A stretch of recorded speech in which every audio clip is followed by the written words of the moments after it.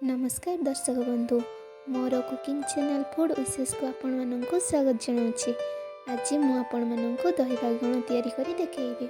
जदि आपण मानक मो रेसिपीटी पसंद आसिबो लाइक शेयर सब्सक्राइब करने जमारू भूलिबे नहीं। आवश्यक सामग्री बाइगण सरिष तेल दही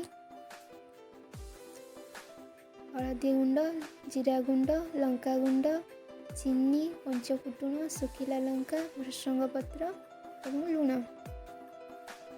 2 कप दही 1 कप पानी 2 चमच चीनी लुण दे भल भाव मिक्स कर दूची।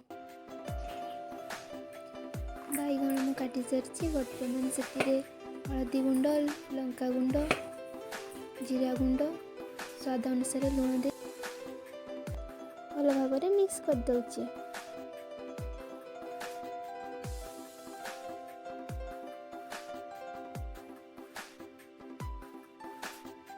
बर्तमान तेल गरम हो बर्तमान बैगण को भल भाव भाजी दूसरी।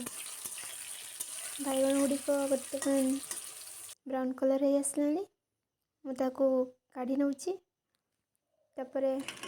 दही रे मिक्स कर दूची।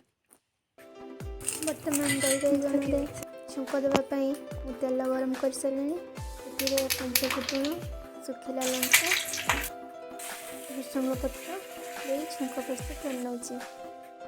बर्तमान दही बैगण मु छुंक दे दूची।